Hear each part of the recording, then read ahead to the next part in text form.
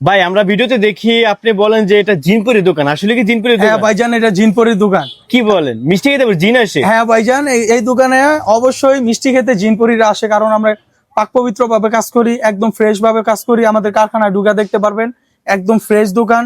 Guarantee দিয়ে বলবো মিষ্টি সব টাটকা মিষ্টি, বাসি কোনো মিষ্টি মিষ্টি তো নাই। খায় মানুষ, জিন তো মানুষ না। ভাইজান জিনপুরিরাই বেশি মিষ্টি খায়, মানুষ আর কটা মিষ্টি খায়? জিনপুরিরা কেজির কেজি মিষ্টি খায়। কয় কেজি মিষ্টি খায়? কেজির কেজি মিষ্টি নিয়ে যায় একসাথে, 5 কেজি 7 কেজি 10 কেজি মিষ্টি না যায় একসাথে। প্রতিদিন আসে? হ্যাঁ ভাইজান, ওরা গভীর রাতে আসে।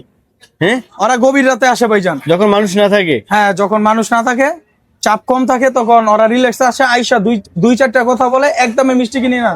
তাহলে আপনি কিভাবে বোঝেন জিন আসে? এগুলা ভাইজান আমরা নতুন দোকানদার না, আমরা জন্মের পরে তো মিষ্টির সাথে পরিচিত। মানে জিনের কি হাত পাও আছে? হ্যাঁ অবশ্যই, ওরা মানুষ চোখও রূপে আছে? আসে, ওরা মানুষ রূপে আসে। আমরা তো জানি জিন তো বিশাল বড় হয়।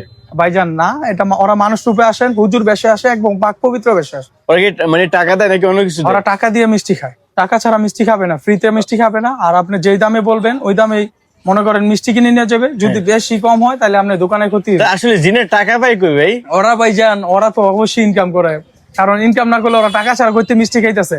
ওরা মানুষের সাথে চলাফেরা করতেছে, কিন্তু আপনি বুঝতেছেন না।